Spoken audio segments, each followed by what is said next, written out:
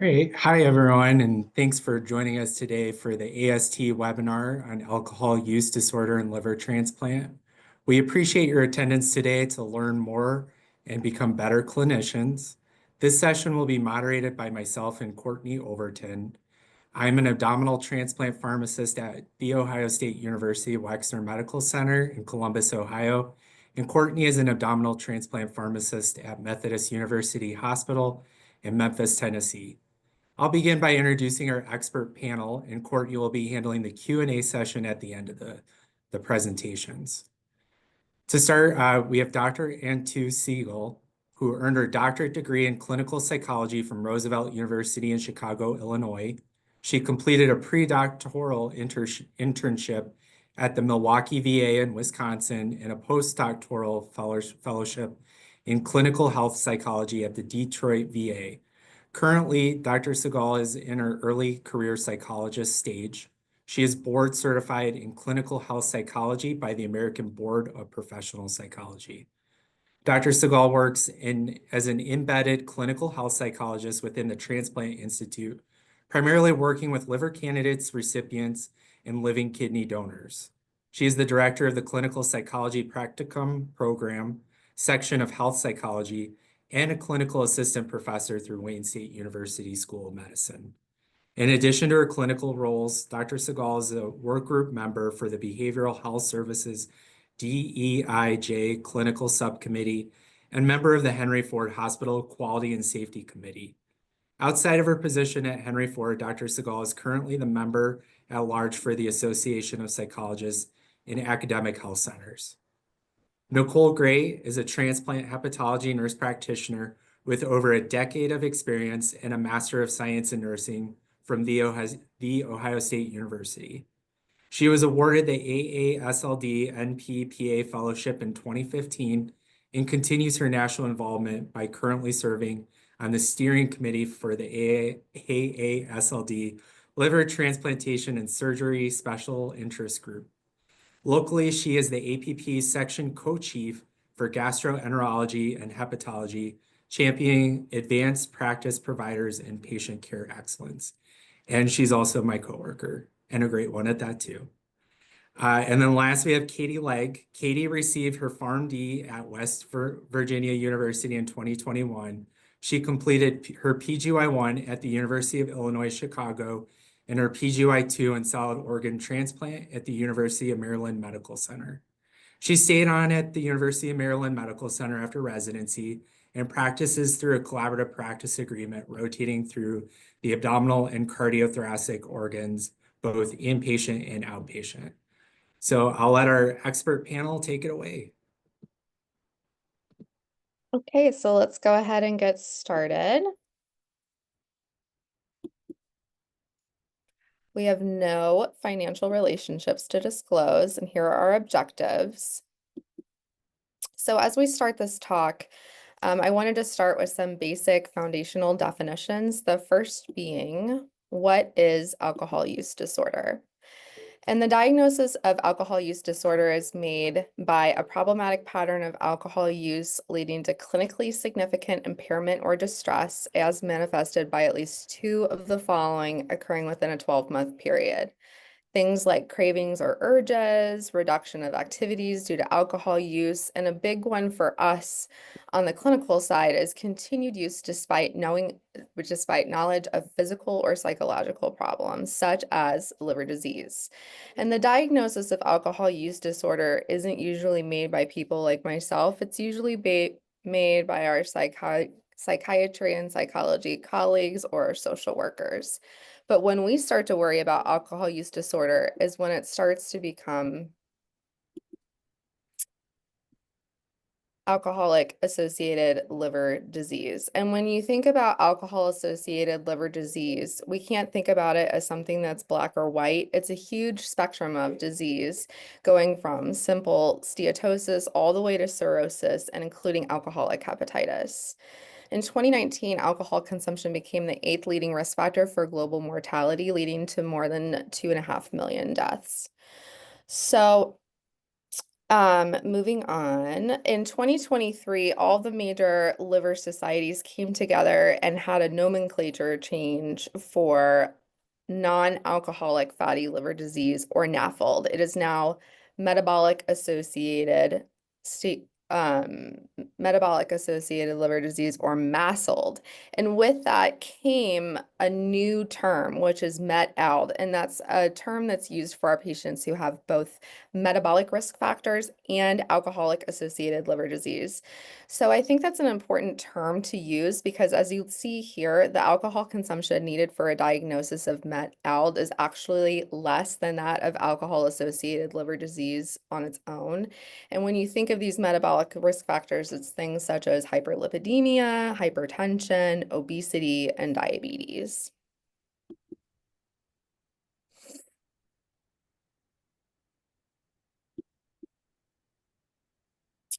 So 3.5% of the general population suffers from alcohol-associated liver disease, leading to a 5-year mortality of greater than 50%. And it now accounts for 50% of the etiology of cirrhosis in the United States and has become the leading indication for liver transplant in both the US and Europe. So as you can see here on the graph on the next slide, which is going to show you the different etiologies of or indications of liver transplant. If the slide moves, there we go.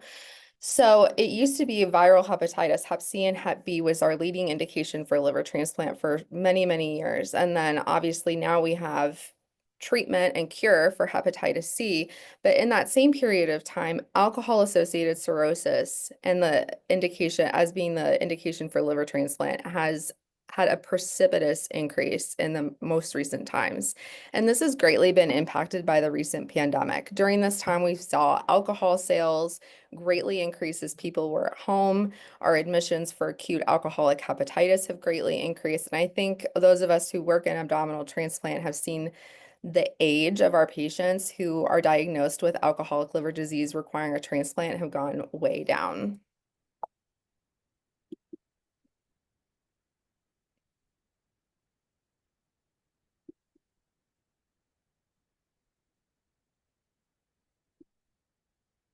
So when we talk about alcoholic liver disease history, you have to think about it in terms of what we used to do. And for a very long time, many of us have used this, many of our centers have used this 6-month rule where patients had to be sober for 6 months prior to transplant.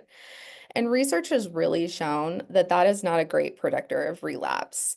Oftentimes, studies nowadays show that patients who've been less than 6 months sober or 6 months sober have the exact same relapse rates after transplant. And about 20 to 25% of our liver transplant recipients with alcohol-associated liver disease return to alcohol use within 5 years of transplants. And what's interesting to me is that as time goes on, I think we'll find that we're thinking about alcohol-associated liver disease and alcohol use disorder differently than we used to.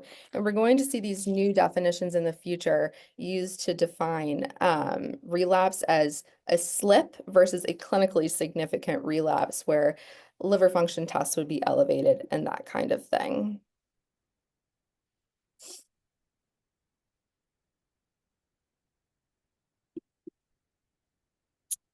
So the test that we use now to monitor for relapse is the PEth test. And this has truly revolutionized the way we're able to monitor people for abstinence. This is a phospholipid formed by a reaction between phosphatidylcholine with ethanol. It has a half-life of 10 to 14 days and can be detected up to 28 days after use. It's a blood test and it results as either being undetectable or it gives you a quantifiable number. And the ranges below are used to gauge the amount of drinking. There are no other substances that can interact with this, so it is like a defined thing for detecting alcohol use. But I will say that when a PEth is less than 20, it becomes an indeterminate area and can be an indeterminate area. One thing that can affect PEth tests are blood transfusions. So if you have a patient that comes in and they have like a PEth of 16, it can mean that they had light alcohol use, but if they have had a recent blood transfusion, that can also be the cause of that number. But once the PEth test is above 20, it is definitive that they have been drinking.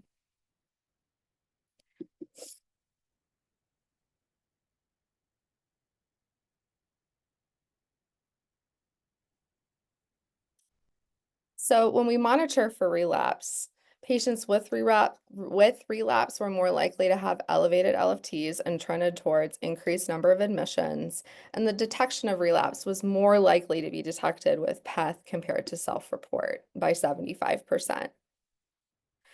So when we talk about medications, which Katie's going to be going into next, do they actually prevent relapse? And yes, studies have shown that there's a reduced rate of alcohol use by 32%.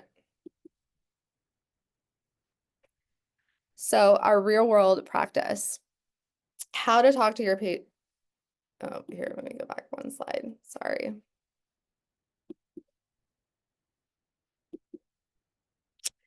So what do we do at Ohio State? We just put together a protocol 1 to 2 years ago that actually looks at this to really assess, it was really provider dependent before, and so we've tried to standardize things. So pre-transplant, our PEth monitoring. Our patients with alcohol use disorder, we do monthly PEth tests. For no alcohol use disorder, we just do PEths with patients' MELD labs for UNOS, whatever their time frame requires. And then post-transplant, all of our PEths are drawn monthly for no matter what the etiology of the liver disease was pre-transplant. And that's to help destigmatize the PEth test.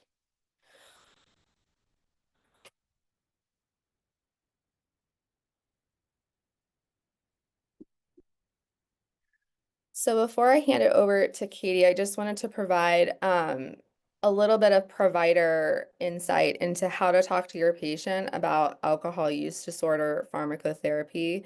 There's a huge stigma around alcohol use disorder, and a lot of our patients feel that, especially from nursing, from physicians, from APPs, like all across the board. We all have a very strong bias about substance use disorders. And part of this is realizing the stigma and getting your patients engaged in talking about this. The way in which I talk about this with patients has been super successful is telling the patient to think about their alcohol use disorder as another medical condition. You take your medications for hypertension, you take your medications, your immunosuppression. Let's talk about taking medications for your alcohol use disorder as well. And then also just educating other providers that alcohol use disorder can be a relapsing disease, and we need to think about that and not judge our patients when they have issues in the future. So with that, I'll turn it over to Katie. All right, hi everyone. So now we'll be moving on to objective 2, which will be comparing and contrasting pharmacotherapy for AUD. So the most recent guidelines that we have to kind of guide our management for AUD do come from the American Psychiatric Association, which came out in 2018. It is important to note that not all the medications I'm going to discuss today have an FDA approval for the management of AUD, and multiple are being used off-label. We have very few randomized controlled trials for AUD treatment in the alcohol-associated liver disease population, and we have even fewer studies available in our post-liver transplant population. So our first agent I want to talk about is acamprosate, which is also known as Camprol. So this is an FDA-approved agent for the management of AUD, and it is a first-line recommendation from that APA guideline I mentioned. Its mechanism of effect is not clearly defined, but it is theorized to balance GABA activity. It's dosed at 666 milligrams by mouth 3 times a day, but lower doses can be considered in those weighing less than 60 kilograms. It is important to note that this medication is renally dose adjusted and should be avoided in a creatinine clearance of less than 30. It can be used in the setting of hepatic impairment, meaning that it does have utility in both our pre and post liver transplant patients. It is not associated with any hepatic toxicity, unlike some of the other agents we may mention today. The primary adverse effect for most patients is going to be diarrhea, and there is some potential for CNS depression. An important clinical kind of hurdle for this is the medication cannot be crushed. So it's not ideal in that immediate post-op setting when patients may still have like an NG tube placed for medication administration. And of course, this is a transplant talk, so we're all worried about the immunosuppression and any drug interactions. And there are no known drug interactions with immunosuppression, so we're safe from that standpoint. And there's really not any significant drug interactions available for this medication. I do want to point out before moving on to the next medication is there is currently an acamprosate shortage. And according to the ACCP kind of shortage website, 2 manufacturers temporarily discontinued their generic products and no additional information was provided on why or when they will come back. So please keep this in mind when you're thinking of starting AUD therapy in any of your patients moving forward. I did mention we don't have a lot of randomized controlled trials in our transplant patients, but I do have one that I want to go over today that was originally published in the AASLD. So this is a single center prospective trial, including liver transplant patients, all with a history of alcohol-associated liver disease that were randomized 2-to-1 to receive acamprosate plus standard of care or standard of care alone for 14 weeks.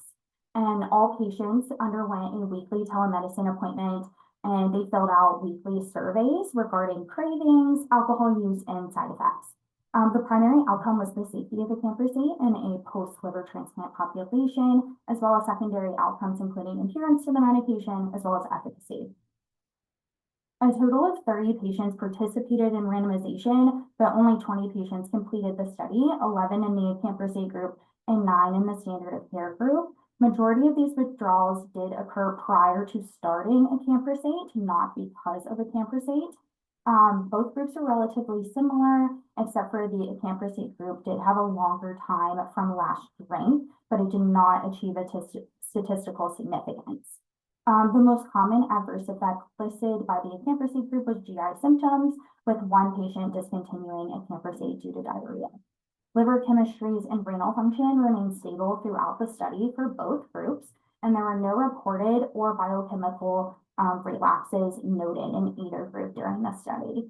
While this was a relatively small patient population, it does show that acamprosate is safe in our post-liver transplant population with little to no impact on graft function. So it's a small study, but it kind of opens the doors to more studies in this area.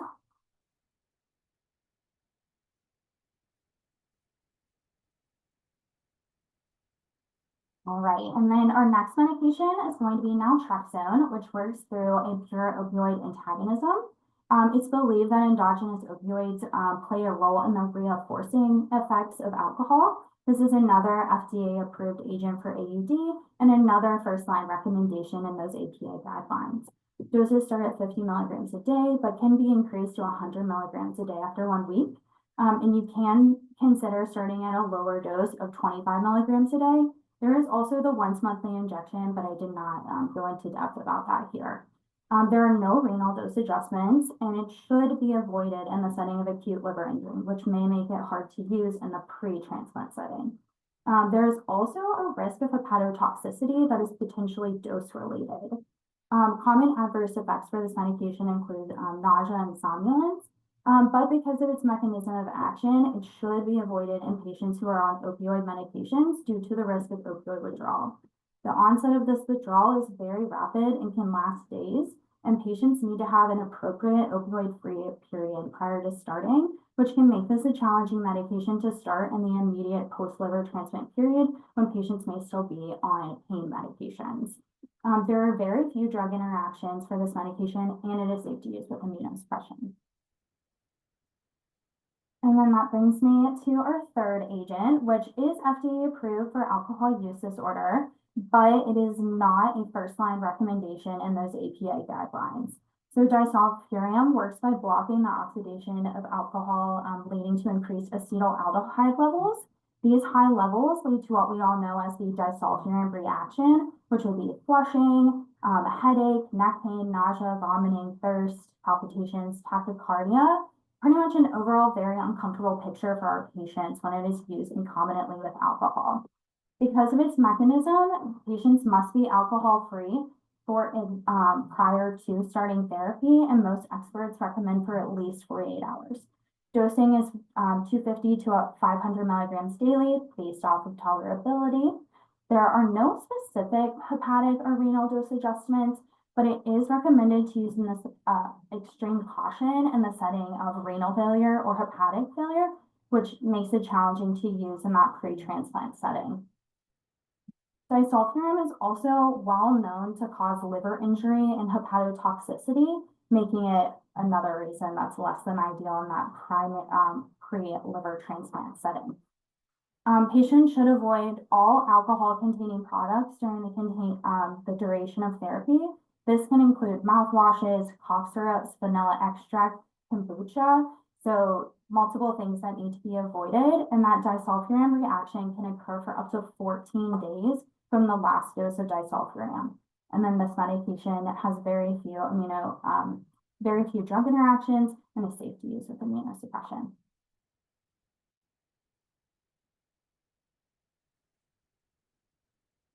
So I just wanted to go over kind of a few key points for these agents to kind of compare and contrast.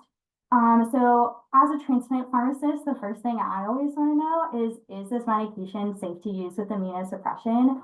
And so for all of these agents, they're going to get a plus in my book because they do not have any drug interactions with immunosuppression, and I don't have to worry about that.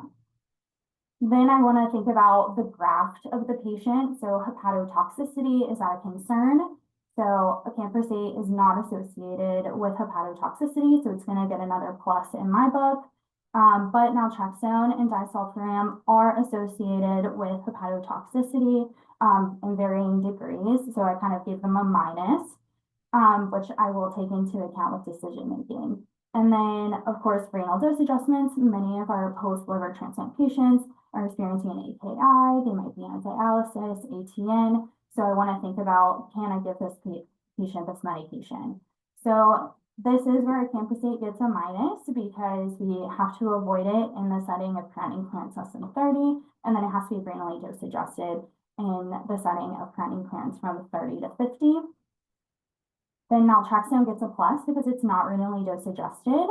And then disulfiram is going to get a plus because it's technically not renally dose adjusted, but we do have to use caution in the setting of like renal failure.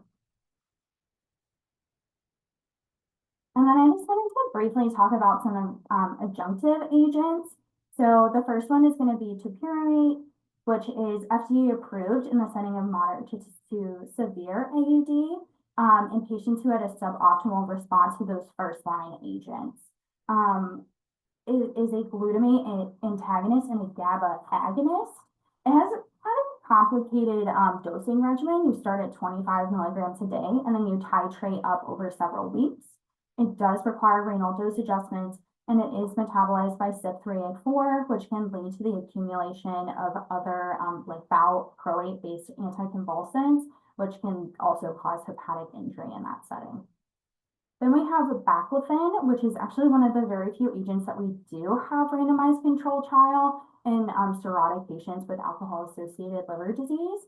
And in a 2018 study, they found that they had abstinence rates of 71% in patients who took baclofen compared to 29%. Baclofen is a GABA-B agonist that's often used for spasticity. There is a wide variety of dosing regimens that have been studied.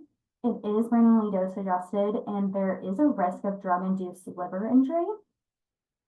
And then this is another medication that is not endorsed by the APA, and it is not really included in the guideline at all, because even though we do have that randomized control trial I just mentioned, there have been some other studies that are more inconsistent. And then finally, we have gabapentin, which is endorsed by the APA as a second-line agent in those who do not tolerate first-line agents. It does have renal dose adjustments and is very helpful in patients who have a history of neuropathic pain. So it's something that you can use in patients who may have chronic pain, or at my center, we use it relatively often for the management of pain after liver transplant. And of course, there's titratable dosing, and we have to worry about adverse effects such as dizziness and somnolence. Some other agents that are currently being studied include varenicline, which there's new literature supporting the use of varenicline in patients who also use tobacco products, pregabalin, and prazosin.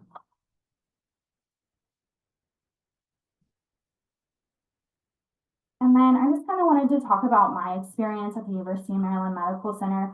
So 40% of all liver transplant patients at my center have a history of alcohol-associated liver disease. My center does not require any form of an abstinence time from time of last drink to transplant. And so we developed a protocol with collaboration of hepatology for alcohol use disorder management post-transplant. The first iteration of this protocol came out in October of 2022, and it's since been updated because we found that we were missing quite a few patients by how stringent our requirements were. So our current criteria for use is they had to have a transplant for alcohol-associated cirrhosis or alcohol-associated hepatitis. They must have had alcohol use within 6 months prior to transplant, or have a SIPAT score, which is the Stanford Integrated Psychosocial Assessment for Transplant, greater than 40, and tolerating an oral diet and taking medications by mouth. Our previous iteration of this guideline only included patients who had a last drink within 30 days of transplant, and we found that we were often missing patients who had an acute decompensating event that required them to be admitted for an extended period of time prior to transplant, and so that is why the criteria was extended.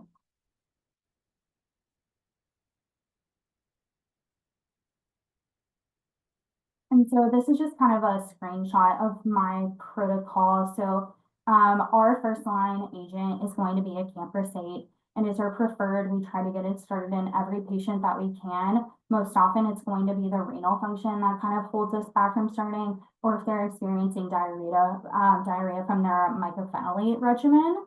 And then our second line agent is going to be gabapentin. It looks like I went backwards. It's going to be gabapentin, which almost all of our patients receive gabapentin for pain management after a liver transplant. So that's pretty commonly started, and then they'll remain on that if they have a history of alcohol use disorder. And then we also have baclofen available. We do not use naltrexone. It was in a previous iteration of the protocol, but we had pretty minimal use because of the concern for drug-related LFT effects, thinking rejection versus medication and that immediate post-op period. And then, of course, the use of opioids for pain management kind of deterring the use pretty early on. And then we do not support the use of disulfiram due to the risk of hepatotoxicity. All right, so I've finished with my pharmacotherapy section.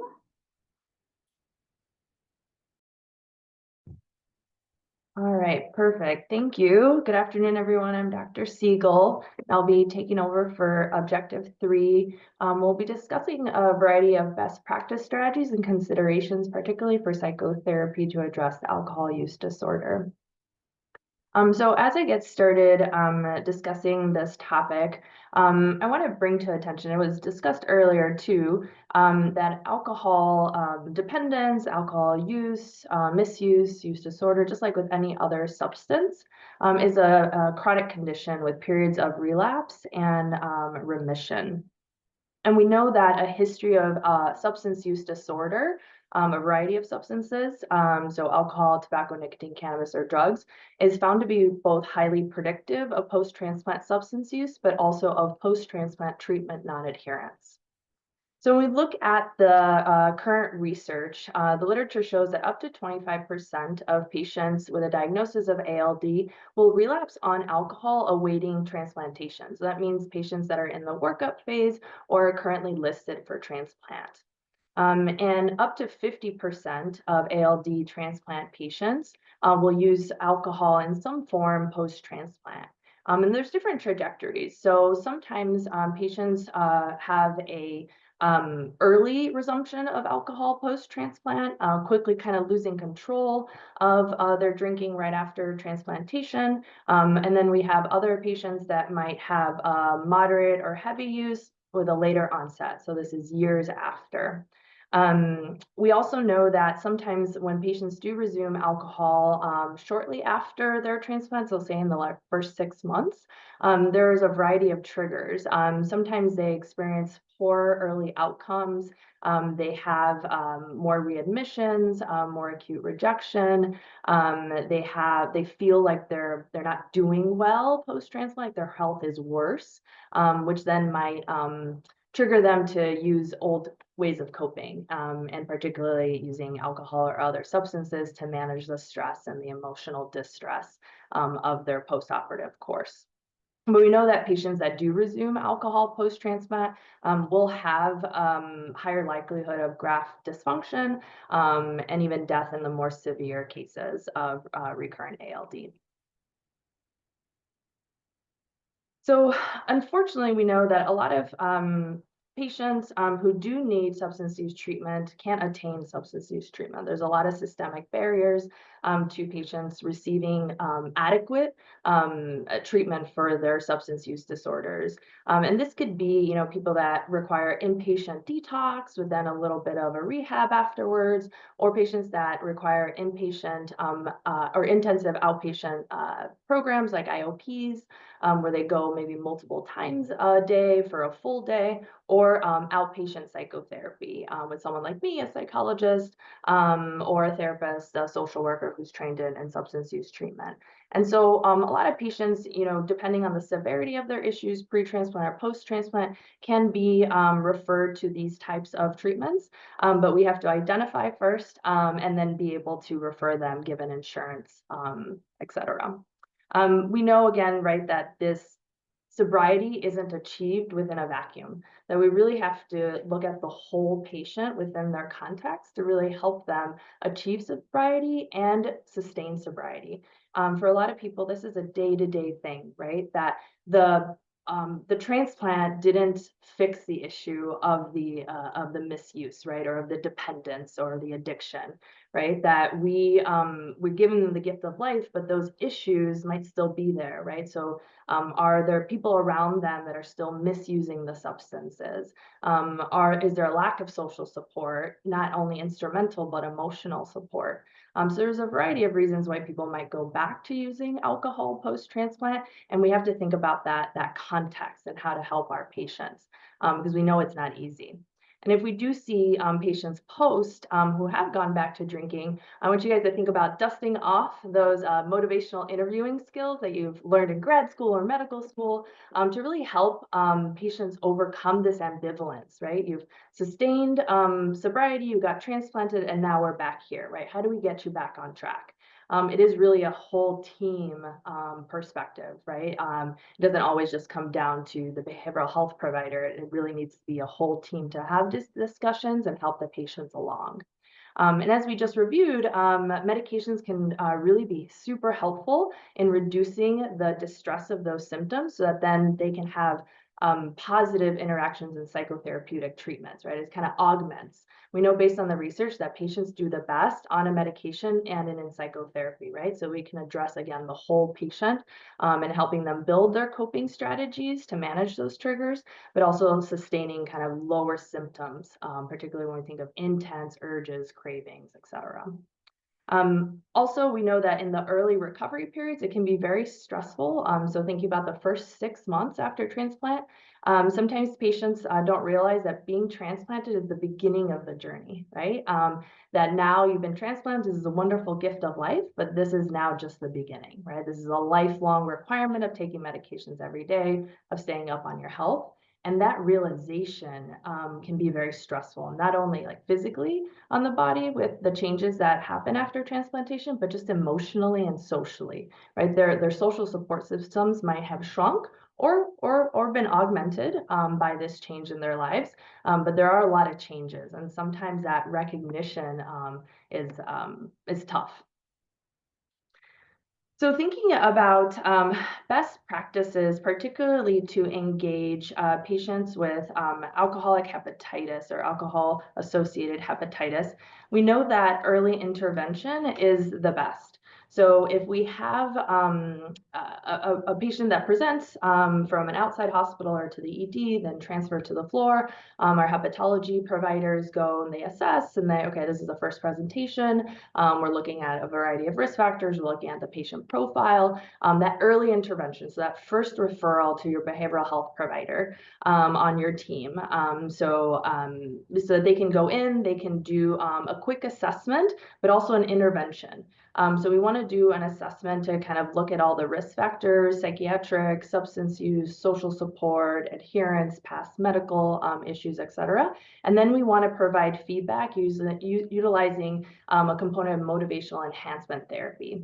So in the literature, it shows that patients who are seen for this initial referral, who are engaged in the process, will have better outcomes. And our hope is that if we're able to implement these types of evaluations and brief interventions for substance use, that we do reduce the number of liver transplants needed, or we're really converting to candidates, right? We're improving the candidacy of that patient for transplantation in the future. And a lot of research has been done in this realm that really does show that that psychological evaluation with brief intervention does help patients with alcohol-associated hepatitis to establish abstinence and engage in more robust substance use treatment. So this could be something to think about as you in your centers start to evaluate and start to consider more of these patients, that this early intervention with a behavioral health provider can be really helpful.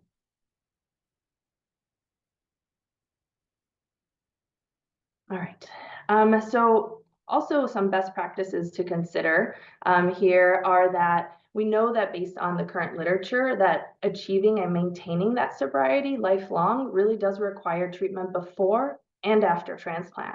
So right now, a lot of centers have the rule, right? You have to do your 6 sessions of relapse prevention. You have to demonstrate abstinence with routine PEth and tox screens, et cetera. But we know that all that pre-work needs to also be done on the post side. Because like I said earlier, those triggers, that sociocultural context doesn't change. And sometimes patients remain in that same environment that isn't supportive of their sobriety. Or there might be new triggers or new stressors. Again, in that very short course after transplant can be very stressful. That can unfortunately trigger patients to go back to using old ways of coping with alcohol and substances. And so if you're thinking about developing a program with the behavioral health providers on your team, think about this before and after picture. The research really does show that it is effective more than just focusing on the pre. And then some evidence-based strategies or treatments to consider, particularly CBT, so cognitive behavioral therapy, or ACT, acceptance and commitment therapy, in addition to motivational interviewing that can be really done on a session-to-session basis, right? So if you think back to those MI techniques, right, thinking about the ORs and thinking about how you can implement it even in that like 10 to 15, 20-minute session that you have with a patient when they come back for follow-up. Also mindfulness-based therapies and psychoeducation, particularly with a focus on problem solution-focused, goal-directed, and time-limited. So how do we create these SMART goals for our patients to help them get back on track? In addition to medication-assisted therapy and regularly monitoring. So like we said, or we alluded to earlier, right, the PEth testing has been really helpful in identifying and helping patients get back on track. It's an easy way to say, okay, hey, there's a positive PEth, can we address this? In our center, on the post side, when a patient does relapse, and because of the PEth is positive, right, a referral comes straight to me. So I'm able to address it in the moment, as opposed to maybe us not knowing that they've relapsed and then months go by and it's much harder to get back on track, as opposed to identifying it early. And then I wanted to share with you guys, this was a study that we did here at Henry Ford to really demonstrate that there is utility of using PEth beyond self-report. So as you guys can see here, that among patients who had a positive PEth, the majority had denied recent alcohol use during that psychological evaluation, so the pre-surgical psychological evaluation. And so even though this was done in the pre-surgical space, I think that it does allude to the use and the utility of PEth post. Because we know that sometimes patients feel shame and guilt if they do relapse after transplant, right? Honoring the living donor, honoring the deceased donor, right? And that shame and the guilt that comes back from going back to using. And so we want to make sure that we are taking a non-judgmental framework when we do see a positive PEth post, and we're able to really talk to our patients and then refer them quickly to the behavioral health provider on your team. And then to show you a little bit or more concretely about some best practices, we use relapse prevention for substance use, which is a CBT or cognitive behavioral framework to address and understand triggers for substance use. We use functional analysis and behavior chains to really understand what's prompting or eliciting the behavior, what is gained from the behavior, and how do we make changes moving forward. And so a lot of patients will learn how to activate and create their own self-management plans. They'll learn some problem-solving techniques. They'll learn how to manage urges and cravings, and with the utilization of grounding and relaxation strategies as well. And the idea of psychotherapy, right, is to give the skills or what we call the tools in the toolkit so that our patients then can utilize them.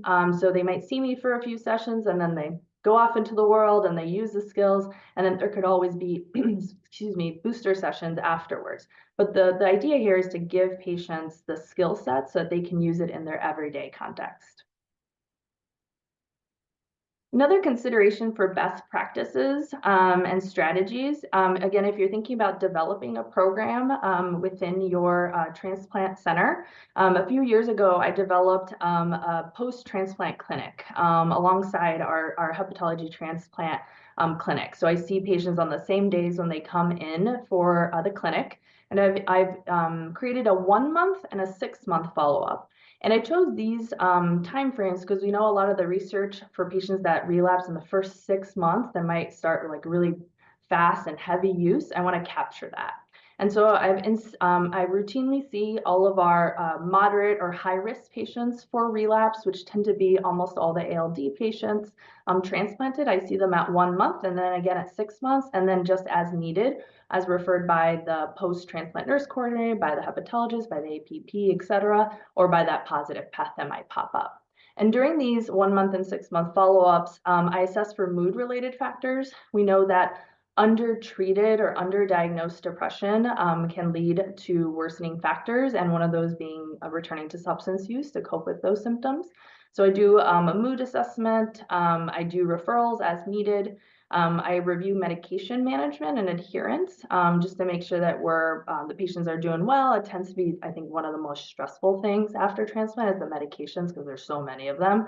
And so we want to make sure that people are using external cues to help them, but they also have the support from the team that they need. And then I review social support. This is mainly because we want to check in, make sure their social support is still our champion for their sobriety, but also that they have the support that they need to make it through. So not just the emotional support, but that instrumental support. And then here at Henry Ford, we have a unique group of volunteers. We call them the Transplant Living Community, who are also available to our patients to talk with them, to talk to them about their journeys and how they've been doing and what their successes were. So I think that's always a really helpful tool to talk to peers, because as providers, if we're not ourselves transplant patients, right, that patient experience is very specific. So I like to refer to our TLC volunteers for that peer-to-peer, which we know can be really helpful. And then lastly, in these 1 month and 6 month follow-ups, I touch on substance use, right? We discuss any challenges, any re-going to using. So particularly if we see people that have gone back to smoking cigarettes or vaping, nicotine or cannabis use, right? That we know based on the literature, you return to one substance, you're more likely to return to another. So if we do see patients that have gone back, we talk to them about kind of a slippery slope idea, how to get them back on track for sobriety, et cetera. Or if they've had any issues, any major triggers that have been tough for them to manage from an alcohol perspective, perspective. So different times of year have different issues. So the fall and the winter having a lot of the holiday season, or even just the summer with like bonfires and hanging out with friends, barbecues. So we really want to touch upon what time of year we're seeing them and really thinking outside the box of what potentially could get in the way. By doing these 1 month and 6 month follow-ups, what I hope is that we're bringing this all back into awareness, right? So pre-transplant, you were evaluated, you reached all your requirements, you were transplanted, and now what? Let's bring that conversation back up so that you know that we're going to help you if you're having any mood-related, emotional struggles, that will help you with medication management, that we're here to support you in a social way, and that we want to touch base on your substance use so that we help destigmatize the substance use component so that maybe patients would be more open to talking about these things as they come up, particularly if they're struggling. And then, you know, if they're struggling and they say something to one provider, they're like, oh yeah, let's refer to Dr. Segal, you know, and then the referral goes into place, and then I can follow up with them in a few weeks to touch base and see what's going on. But I think these 1 month and 6 month follow-ups are really helpful because we're addressing it, we're being proactive as opposed to reactionary. And then I'll hand it back over to one of our other presenters just to do this last slide. So when we think about best practices and considerations for pharmacotherapy, it's truly an individualized treatment plan. It's what works best for the patient considering their whole clinical scenario. And a lot of it, and especially in hepatology, is provider preference and what they're used to prescribing. Katie, I thought it was super interesting that your guys' protocol does not actually excludes naltrexone, because we use that a ton, both on the pre and post side. We actually, one of our hepatologists was in here talking to me earlier, and he was like, can you just please bring up that naltrexone is safe in our liver disease population because they use it for off-label for pruritus all the time. So I thought that was interesting that your protocol is so much different than ours. But it's important to note that you can start treatment at any time, pre or post transplant. And I think it should be an ongoing conversation with our patients that we talk to them about at every visit or every time we touch them. A lot of times I will talk to patients and start therapy on their index admission, like during transplant. I will say that one of the challenges with naltrexone in that setting is obviously patients are on narcotics for pain control. So it kind of limits the starting time at that point. But again, ongoing treatment and discussion with all of our providers, especially at time of relapse, and just discussing, you know, should we change agents, make sure people are re-engaged in their therapy. So with that, I think that's the end of our presentation.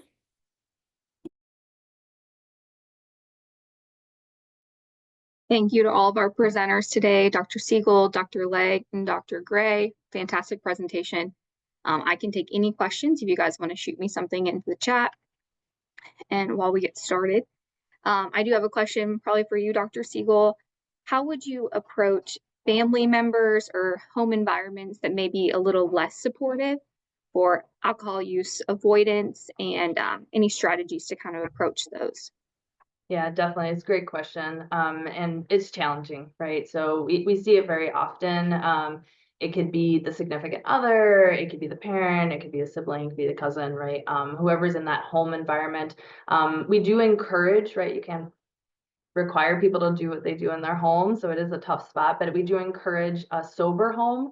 I talk to patients about this and when they bring their social supports to the pre-surgical eval, about how helpful this can be to have a sober home, for it to be their safe space so that they know that there's not going to be easy access or a lot of triggers. And so we recommended, we talk about the rationale too. One of the things that sometimes comes up, well, like, I don't have the issue, it's their issue, right? And so trying to smooth it out, and because we know that this doesn't happen in a silo, right? It's a context. And so trying to talk about different factors that might impact your loved one's progression. And sometimes you get a little movement, but a lot of the times it's hard because you can't force people to do things at home. But definitely opening that conversation. It's a good question. Thanks.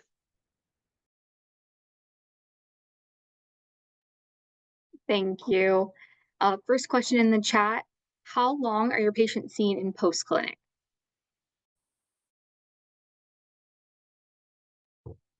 Could we elaborate a little bit? What is it? What do you mean? I believe it's how long do you see patients after liver transplant, but I can see if that question asker will elaborate as well.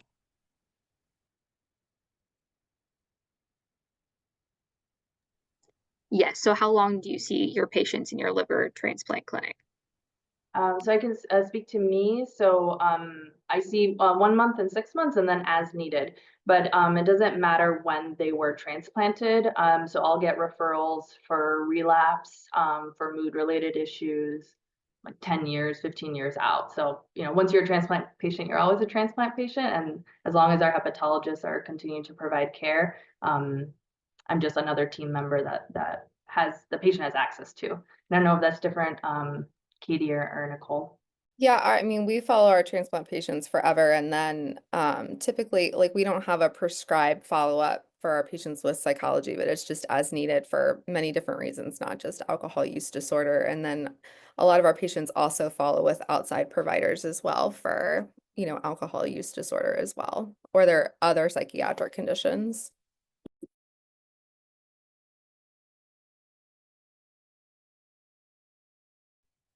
Do you guys have a graduation date from your post-alcohol use disorder clinic?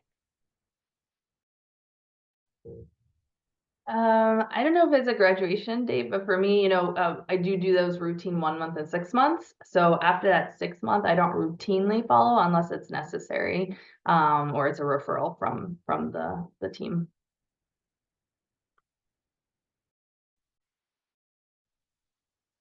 Do you have an opinion on patients drinking non-alcoholic beer or mocktails? We specifically counsel patients not to drink anything like that because it brings the habit back of drinking. Even though that it's non-alcoholic, it's the action of drinking. Yeah, I would say it's a tough one, because I think socially, unfortunately, right, everything that we do is surrounded by alcohol. Every activity, just think about your own lives, right? We're constantly bombarded by billboards and advertisements. Someday, hopefully, it'll be like tobacco where you can't advertise those things. But unfortunately, you're bombarded. So it's kind of it's a hard thing. I would say we do discourage it, but sometimes if patients like, I just want to have a beer with the guys or whatever, right? Encouraging at least a non-alcoholic beer is going to be a harm reduction technique. So it is a case-by-case basis, but having those discussions, I think, are great. And if your patients are asking you, then that's a great opportunity to intervene.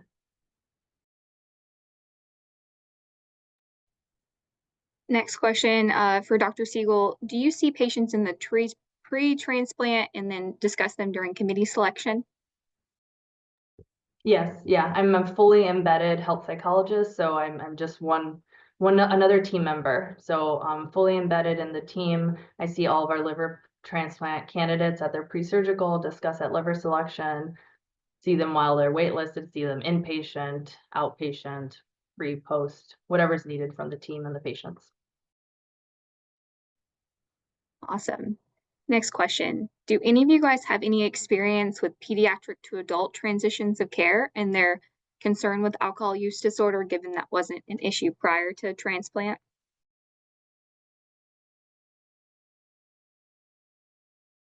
I personally do not. I have we have like done second transplants on several patients who had a pediatric transplant when they were babies, and some of those did have use disorders, but by then they were adults, so we treated them just like our other patients, but not specifically related to transition of care. Thank you. Next question. What is the optimal duration of time post-transplant to continue medications for alcohol use disorder? Alcohol use disorder is lifelong, so I would say lifelong.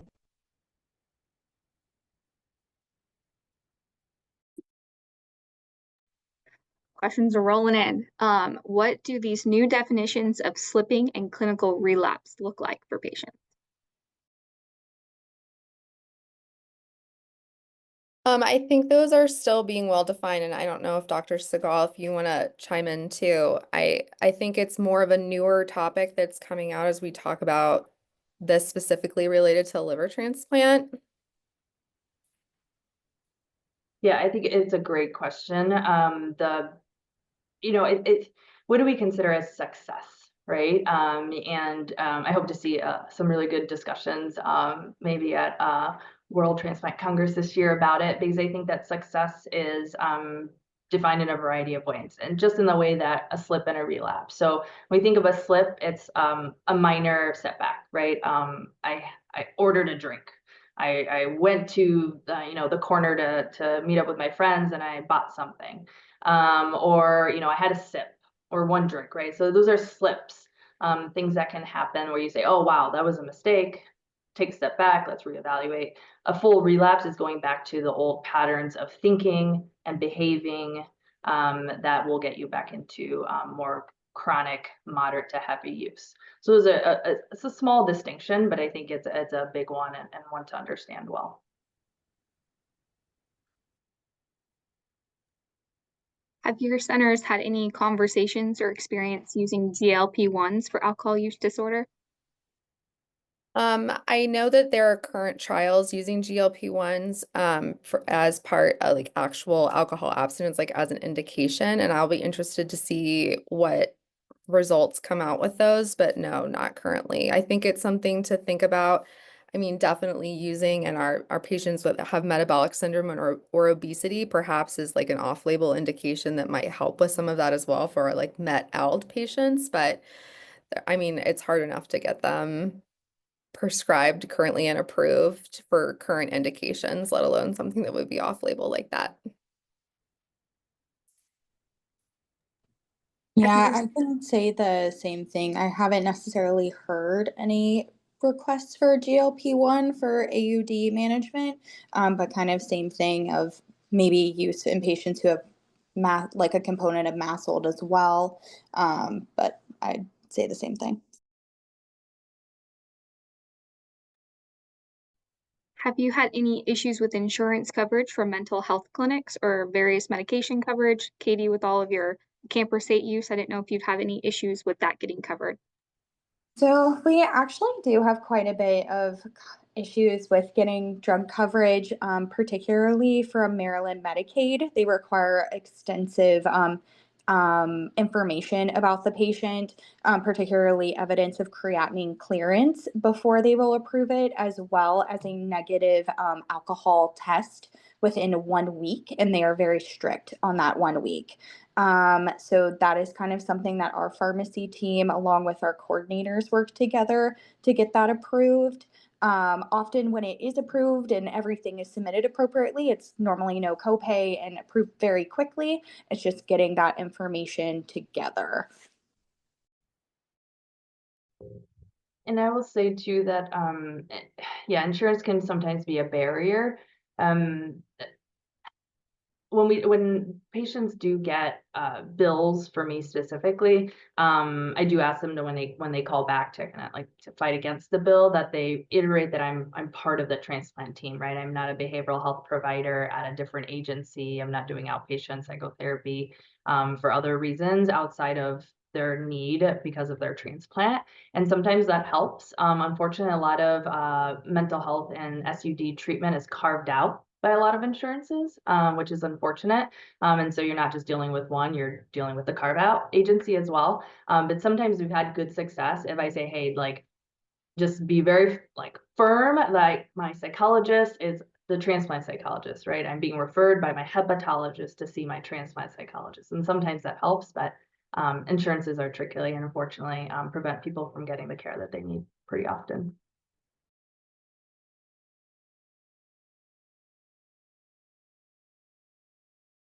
Well, thank you all again for attending the presentation today. That concludes all of our questions. Thank you, Dr. Segal, Dr. Gray, and Dr. Legg again for your expertise. Have a great day, everyone.